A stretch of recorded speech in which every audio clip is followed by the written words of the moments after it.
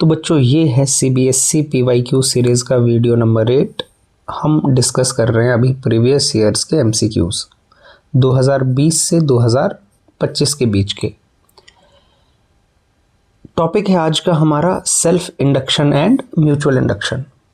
First question जो CBSE 2025 में आया हुआ है, you are required to design an air filled solenoid of inductance 0.016 henry having a length 0.81 meter and radius 0.02 meter. The number of turns in the solenoid should be. तो standard हमें पता है, अगर हमारे पास कोई सोलेनॉइड होता है, यदि हमारे पास लेट से ये कोई सोलेनॉइड है, सोलेनॉइड की लेंथ लेट से हमारे क्या है, L है, L लेंथ का सोलेनॉइड है। इसका एरिया ऑफ क्रॉस सेक्शन कितना है, लेट से area of cross section A है। इसमें नंबर ऑफ टर्न्स कितने हैं, लेट से इसमें नंबर ऑफ टर्न्स है कैपिटल N। तो इस सोलेनॉइड के लिए जो सेल्फ इंडक्टेंस होता है, जो सेल्फ इंडक्टेंस की वैल्यू होती है, ठीक है, इस सोलेनॉइड की सेल्फ इंडक्टेंस की वैल्यू कैपिटल L से हम डिनोट करते हैं सेल्फ इंडक्टेंस को, सेल्फ इंडक्टेंस। और इसके सेल्फ इंडक्टेंस की वैल्यू होती है हमारे पास L is equal to mu not N square A into L। Small n क्या होता है हमें पता है, स्मॉल n का मतलब होता है number of turns per unit length. Small n का मतलब होता है number of turns per unit length. तो यदि हम यहाँ पर वैल्यूज रखते हैं कि L हमारे पास क्या आ जाएगा, म्यू नॉट स्मॉल n की वैल्यू रखते हैं number of turns divided by length का square into area into length. Clear. Capital N का मतलब है टोटल नंबर ऑफ टर्न्स जो कि हमें फाइंड आउट करना है। तो यहाँ से कैपिटल L की वैल्यू क्या आ जाएगी, mu not N square divided by L square A into L। एक L कैंसिल हो जाएगा, तो ये वैल्यू कितनी आ गई हमारे पास, mu not N square into A divided by L। हमें क्या चाहिए, हमें चाहिए N की वैल्यू। तो N को हम सेपरेट कर लेते हैं यहाँ से, N square will come out, आगे हम इसको सिंप्लीफाई कर देते हैं, क्रॉस मल्टीप्लाई चला जाएगा लेंथ, और म्यू नॉट डिवाइड में चला जाएगा, A भी डिवाइड में चला जाएगा। तो हमारे पास N की वैल्यू क्या आ जाएगी, N की वैल्यू आ जाएगी हमारे पास square root L capital L small l divided by mu nought into A।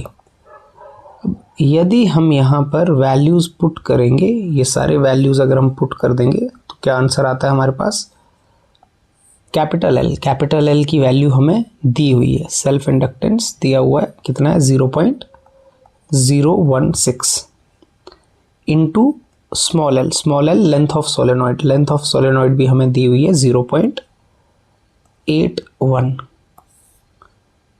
Divided by mu naught की value standard 4 pi into 10 raise to power -7 into area क्या होता है पाई आर स्क्वेयर, ये सर्कुलर एरिया।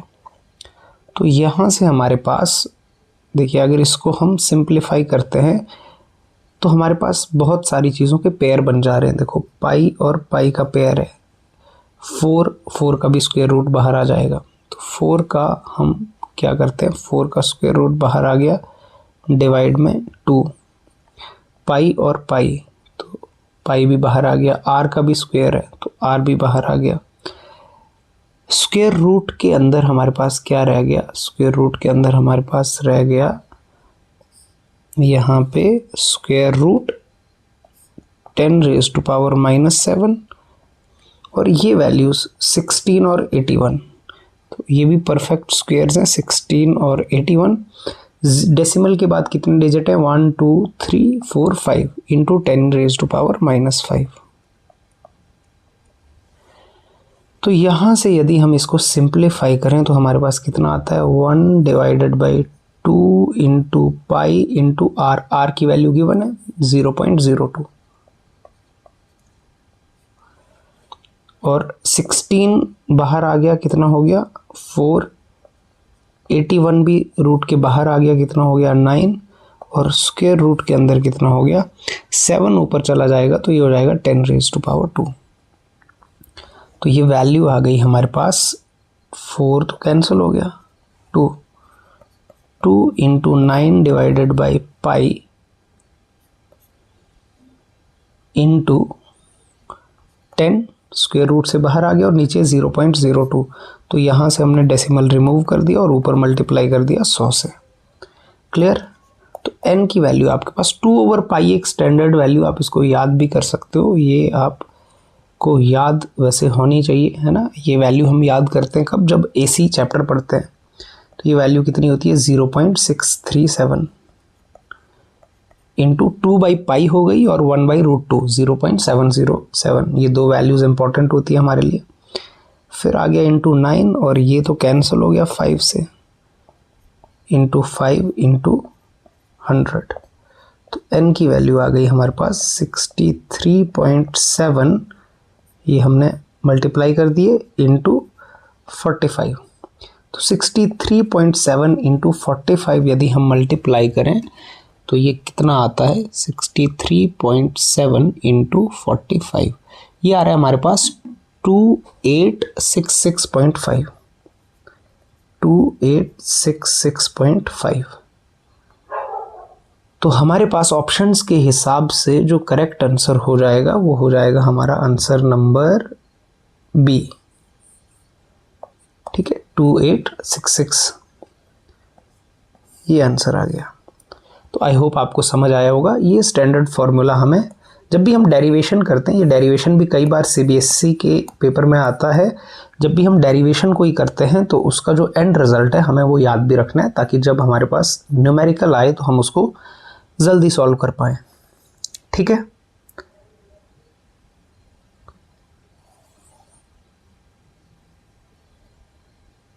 चलिए next question हमारा जो CBSE 2024 में आया हुआ है।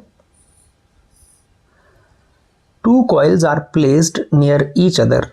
When the current in one coil is changed at the rate of 5 ampere per second, an EMF of 2 millivolt is induced in the other.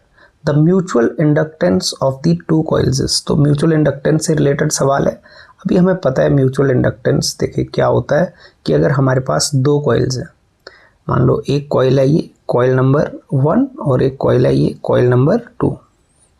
यदि हम किसी एक कॉइल में करंट भेजते हैं, लेट्स से इसमें क्या है, करंट भेजा गया I1, ठीक।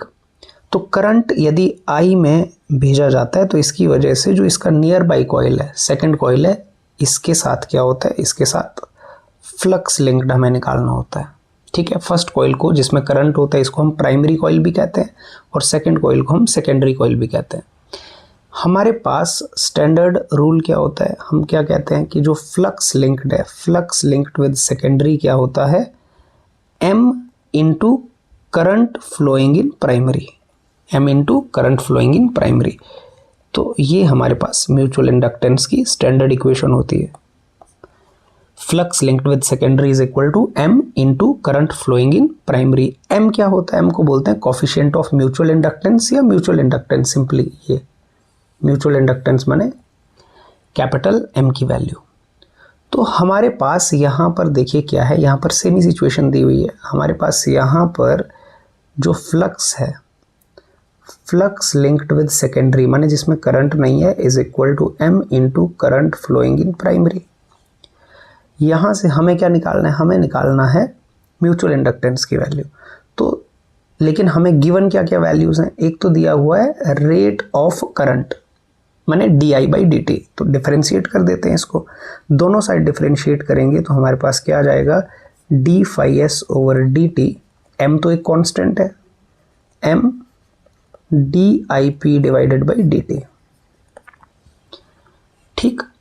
तो आपके पास d∅/dt, what is d∅/dt, it is induced EMF, M coefficient of mutual inductance, dIP/dt rate of change of current, rate of change of current. Induced EMF की वैल्यू देखिए आपके पास दी हुई है, EMF इंड्यूस्ड कितना है 2 मिलीवोल्ट, तो ये दिया हुआ है 2 × 10⁻³ वोल्ट। मिली वोल्ट है ना, हमने स्टैंडर्ड यूनिट में चेंज कर लिया। एम की वैल्यू हमें निकालनी है, म्यूचुअल इंडक्टेंस हमें निकालना है।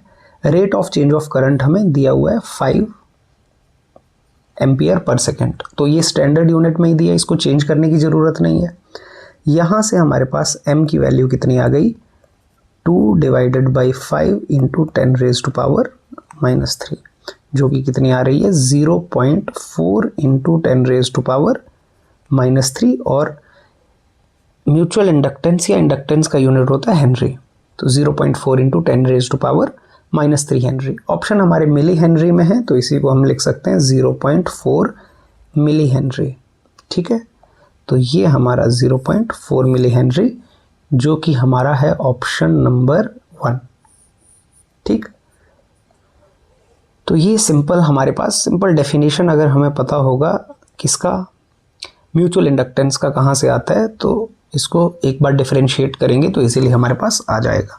क्योंकि ईएमएफ का रिलेशन आप चाहें तो इसको डायरेक्टली याद भी रख सकते हैं, ये इक्वेशन इंपॉर्टेंट है, हम इसको याद भी रखते हैं directly. E is equal to M D I P by D T. E माने ये E जो है, E का मतलब है it is induced EMF in secondary, इसके साथ ये इंड्यूस्ड ईएमएफ इन सेकेंडरी, और ये मैग्नीट्यूड है, इसके आगे नेगेटिव भी लगा होता है, जनरली नेगेटिव साइन तो डायरेक्शन के लिए होता है, ये मैग्नीट्यूड की वैल्यू है, हम ये मैग्नीट्यूड निकाल रहे हैं। क्लियर? चलिए नेक्स्ट जो हमारा सवाल है, सैंपल क्वेश्चन पेपर 2021-22 में आया हुआ है।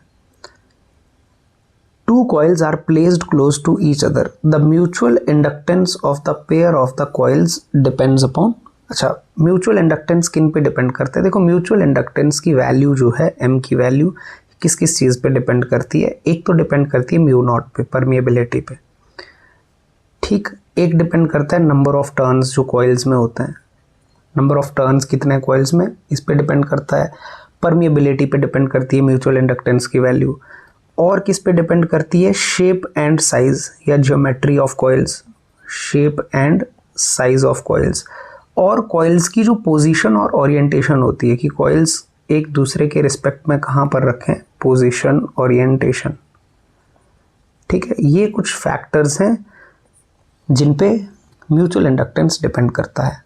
ठीक है, म्यूचुअल इंडक्टेंस में होता क्या है, करंट किसी एक ही कॉइल में होता है। हमें पता है कि अगर हमारे पास ये 2 कॉइल हैं 1 और 2, तो करंट किसी एक कॉइल में जाता है जिसको हम कहते हैं प्राइमरी कॉइल, और जिसमें नहीं है वो सेकेंडरी कॉइल है।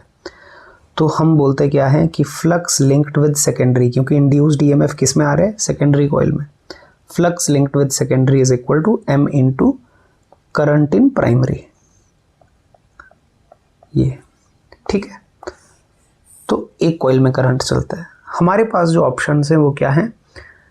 Mutual inductance of pair of coils depends on rate at which current changes in the 2 coils. 2 coils में करंट जिससे चेंज हो रहा है, करंट पे डिपेंड नहीं करता है। म्यूचुअल इंडक्टेंस का जब भी आप फॉर्मूला देखोगे, ये म्यूचुअल इंडक्टेंस जब भी हम किन्हीं 2 कॉइल्स के लिए निकालेंगे तो उसमें करंट वैसे भी नहीं होता है, करंट पे डिपेंड नहीं करता है। ये relative position and orientation of the coil, इस पे डिपेंड करता है। ये rate at which voltage induced across 2 coils, 2 coils में नहीं, इस पे भी डिपेंड नहीं करता है। ये करंट्स इन द 2 कॉइल्स है ना, करंट की वैल्यू पे भी डिपेंड नहीं करता है। तो हमारा ऑप्शन है ऑप्शन नंबर 2, किस पे डिपेंड करता है? रिलेटिव पोजीशन और orientation of the coil. Next हमारे पास question number 4,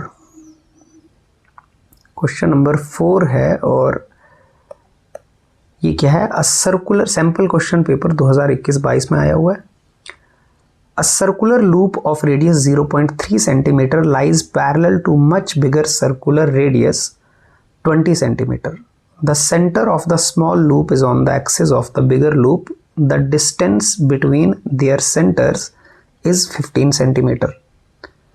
If a current of 2 ampere flows through the smaller loop, then the flux linked with the bigger loop is।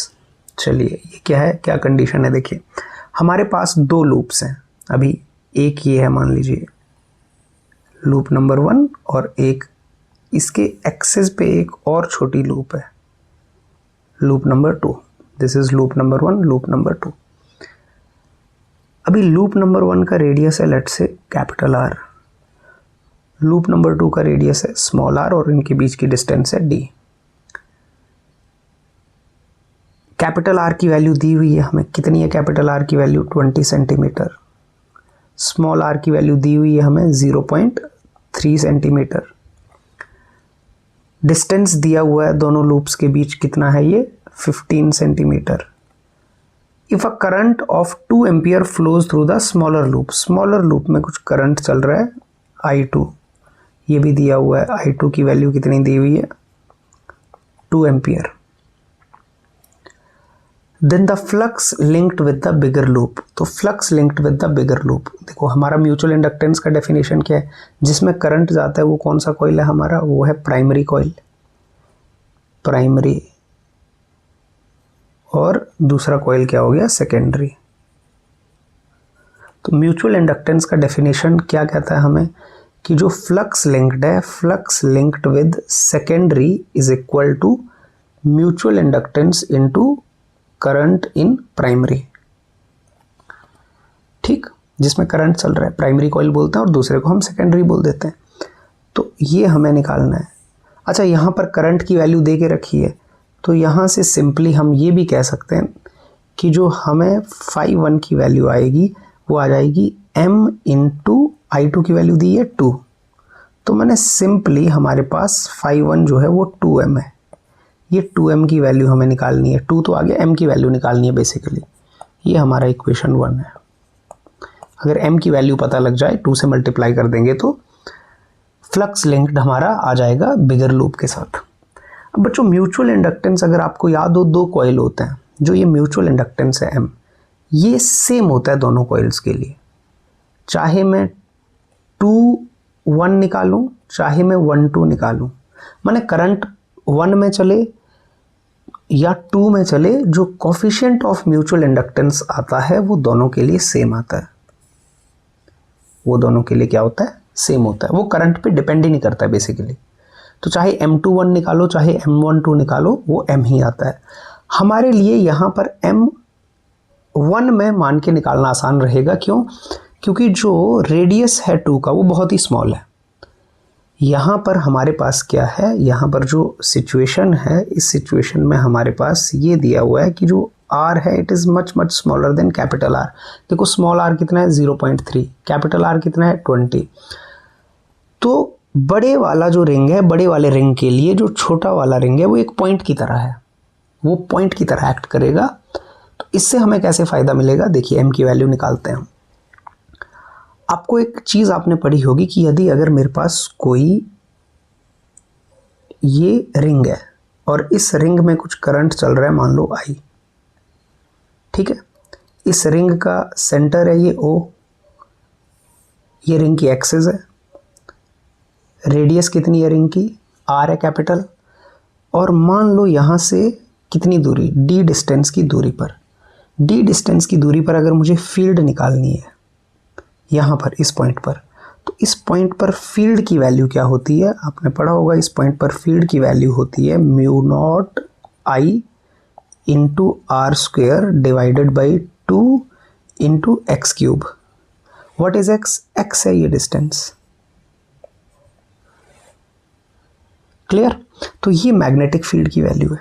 अब यहीं पर आपकी सपोज करो, यहीं पर आपकी क्या है, ये रिंग है छोटी सी, जो आपकी ये रिंग है 2, यहीं पे तो रखी हुई है, this is first and this is second, ठीक। अब ये सेकंड रिंग जो रखी है ये क्योंकि इतनी छोटी है साइज में कि इस पॉइंट पे हम इमेजिन कर सकते हैं, तो इस बार मैंने क्या किया, आई कंसीडर किया, कौन से वाले में, फर्स्ट वाले में, ठीक, क्योंकि म्यूचुअल इंडक्टेंस की जो वैल्यू आती है वो तो करंट इंडिपेंडेंट होती है, वो तो सेम आएगी। अब यदि मुझे यहाँ पर मैं म्यूचुअल इंडक्टेंस निकालना चाहूँ तो क्या डेफिनेशन होती है हमारी, flux linked with second coil, यहाँ पर ये प्राइमरी है, यहाँ पर m की वैल्यू निकालने के लिए ये है प्राइमरी और ये हो गया सेकेंडरी। तो flux linked with this secondary is equal to b into A, एक तो b इंटू ए निकाल सकते हैं, b इंटू ए फ्लक्स होता है b इंटू ए।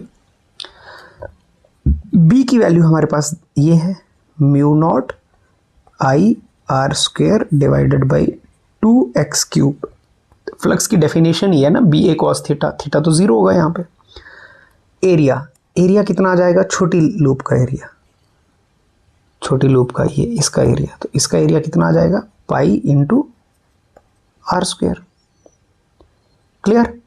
तो फ्लक्स लिंक्ड आ गया हमारे पास, ये जो भी ये वैल्यू आ गई। अब हम ये भी जानते हैं, हमें ये भी पता है also, flux linked with secondary is equal to m into current flowing in primary. तो यहाँ पर प्राइमरी है हमारी A1 और I1 ये है, I1 माने I, तो ये कितना आ गया, फ्लक्स लिंक्ड विद सेकेंडरी आ गया m इंटू I। देखो यहाँ से ये वैल्यू आती है और यहाँ से फ्लक्स φ2 की वैल्यू ये है, तो दोनों को क्या कर देंगे, इनको कर देंगे हम इक्वल, इनको इक्वेट करो। इनको इक्वेट जब आप करोगे तो देखो I से I कैंसिल हो जाएगा, ये क्या आ गया mi, ये आ गया mi is equal to mu naught I r square into pi r square divided by 2x cube. I से I कैंसिल हो गया, तो हमारे पास m की वैल्यू कितनी आ गई, mu naught r square pi small r square divided by 2x cube. तो ये जो म्यूचुअल इंडक्टेंस है देखो इन दो कॉइल का, it is independent of current, इसको करंट से कोई लेना देना नहीं है। अब ये m की वैल्यू हम पुट कर देंगे, यहाँ पे m की वैल्यू पुट कर देंगे और सारी वैल्यूज जो हमारे पास गिवन है उनको रखेंगे तो हमारा आंसर आ जाएगा। यहाँ पर हम क्या करते हैं, वैल्यू पुट कर देते हैं। ठीक है, इंपॉर्टेंट क्वेश्चन है, ध्यान से समझना है आपने स्टेप बाय स्टेप। अब हम वहाँ पे m की, क्योंकि m की वैल्यू सेम ही आती है, ठीक है, m की वैल्यू दोनों केसेस में सेम ही होती है, तो m को पुट कर देंगे तो देखो 2 से मल्टीप्लाई 2 इंटू m कितना है, mu naught r square pi r square divided by 2x cube. 2 से 2 क्या हो जाएगा, कैंसिल हो जाएगा, तो ये कितना आ गया, mu naught r square pi r square divided by x cube. अब ये वैल्यूज़ अगर आप पुट करोगे, देखो वैल्यूज़ पुट करके आपने कैलकुलेट कर लेना है। वैल्यू मैं यहाँ पे पुट कर देता हूँ 4 pi into 10 raise to power -7 capital R का स्क्वायर। What is capital R, capital R is 20, small R is 0.3। 20 centimetre है, उसको मीटर में कन्वर्ट कर लेना, तो 20 का स्क्वायर होता है 400, लेकिन ये आएगा सेंटीमीटर स्क्वायर, तो मीटर स्क्वायर में करने के लिए 10 की पावर -4। पाई की वैल्यू रख लेंगे पाई इंटू स्मॉल आर का स्क्वायर 0.3, 0.3 का स्क्वायर 0.09, वो सेंटीमीटर स्क्वायर होगा, उसको मीटर स्क्वायर में कर लेंगे।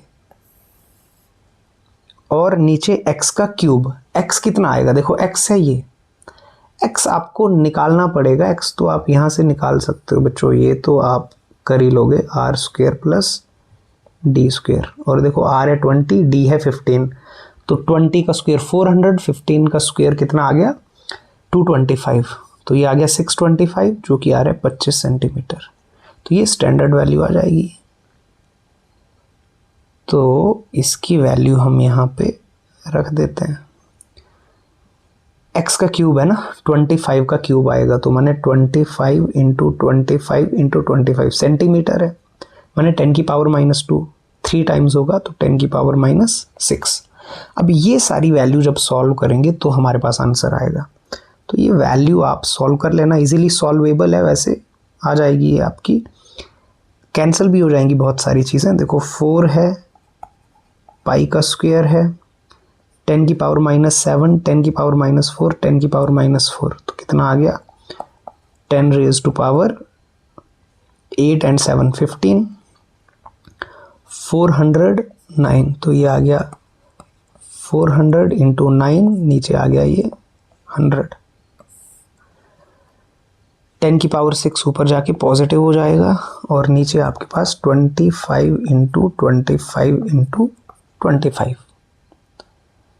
क्लियर, बहुत सारी चीज़ें हमारे पास कैंसल आउट हो जाएंगी यहाँ से, तो आप ये कैंसिल कर सकते हैं, 1 0 2 0, तो ये आ गया आपके पास 1 0 2 0, फिर आप इसको ऐसे भी कर सकते हैं कि ये आ गया आपके पास पाई का स्क्वायर, और इसको आप कर सकते हैं 10 की पावर -15 इंटू ये आ गया 36, 4 9 जा, और ये आप कैंसिल कर सकते हो। देखो 100 इंटू 100 इंटू 100, 25 4 जा 25 4 जा 25 4 जा, है ना। 100 इंटू 100 इंटू 100 और 4 4 करके कैंसिल कर दिया आपने, तो ये आ गया 4 4 जा 16, 64। ठीक, तो अब इसको आप मल्टीप्लाई कर लोगे इजीली, तो आपके पास आ गया 4 इंटू पाई का square, 3.14 into 3.14 into 36 into 64 into 10 की पावर -15। इसको मैं डायरेक्टली मल्टीप्लाई करके लिख रहा हूँ, ठीक है।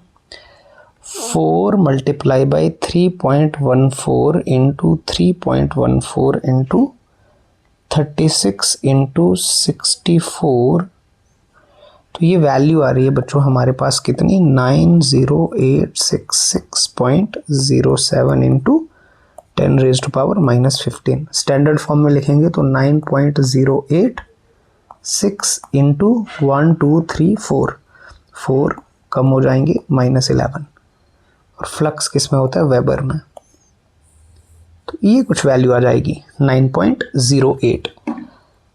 तो हमारे पास जो ऑप्शन है दिया हुआ इसको लेके, वो क्या दिया हुआ है, 9 वाला ऑप्शन तो एक ही है, ऑप्शन नंबर डी, और 9.1 9.08 राउंड ऑफ करके 9.1 ही होगा, 9.1 इंटू 10 रेज़ टू पावर -11। ये क्वेश्चन जरूर सॉल्व करने में लेंथी है, लेकिन इंपॉर्टेंट है, आपको ऐसे सब्जेक्टिव में भी देखने को मिल सकता है, और काफ़ी सारी चीज़ें इससे समझी जा सकती हैं। बस कैलकुलेशन है थोड़ा, बाकी तो कॉन्सेप्ट समझना ज़्यादा ज़रूरी है। नेक्स्ट हमारे पास जो लास्ट क्वेश्चन है, देखिए लास्ट क्वेश्चन यहाँ पे है हमारे पास CBSE सैम्पल क्वेश्चन पेपर 2021-22 में आया हुआ। If both the number of turns and core length of an inductor is doubled, keeping other factors constant, then its self inductance will be। तो फर्स्ट क्वेश्चन से हो जाएगा जो आपको मैंने फॉर्मूला बताया। सेल्फ इंडक्टेंस किसी इंडक्टर का, हमने ये अगर हमारे पास इंडक्टर है तो इस इंडक्टर का सेल्फ इंडक्टेंस कितना बताया आपको, mu naught n square a into L. And what is small n? Small n is number of turns per unit length. ठीक, तो आपके पास ये कितना आ जाएगा, mu not n square divided by L square into A L. एक length से एक length cancel, so it comes out mu naught n square into A divided by L. तो l अब क्या कर दिया इसने, अब इसने बोला कि आपने क्या कर दिया है, नंबर ऑफ टर्न्स भी डबल कर दिए और लेंथ भी। तो अब क्या कर दिया इसने कर दिया नंबर ऑफ टर्न्स को कर देना है डबल और लेंथ को भी कर देना है डबल। तो फिर जो हमारा सेल्फ इंडक्टेंस होगा, लेट्स से वो एल डैश हो जाता है, वो क्या हो जाएगा, म्यू नॉट इंटू 2n का स्क्वायर इंटू ए, और लेंथ भी आपने कर दी डबल। तो ये क्या हो गया, mu nought into 4n square into A divided by 2l। तो क्लियरली आपका 2 टाइम्स हो जा रहा है, 2 mu naught n square A by L. ठीक है, ये आपका क्लियरली कितना हो जा रहा है, 2 टाइम्स हो जा रहा है। तो डबल हो जाएगा हमारा, अगर हम किसी सोलेनॉइड के नंबर ऑफ टर्न्स और कोर लेंथ को डबल कर देंगे तो हमारा सेल्फ इंडक्टेंस भी जो है उस सोलेनॉइड का वो डबल हो जाएगा। ठीक, तो ये थे हमारे कुछ questions related to self inductance and mutual induction, self induction and mutual induction, या self inductance and mutual inductance. ठीक है, तो इसी तरह आप प्रैक्टिस करते रहिए। आपको ये क्वेश्चन इवन नीट और जेई की भी आप अगर तैयारी कर रहे हो, +2 के पेपर के लिए तो इम्पोर्टेंट है ही है PYQs, और अगर आप नीट जेई की भी तैयारी कर रहे हो तो ये CBSE के भी PYQs आपको MCQs करना ज़रूरी है, क्योंकि बहुत सारे क्वेश्चन वहाँ से भी लिए गए होते हैं और रिपीट होने के चांसेस रहते हैं। चलिए मिलते हैं नेक्स्ट वीडियो में।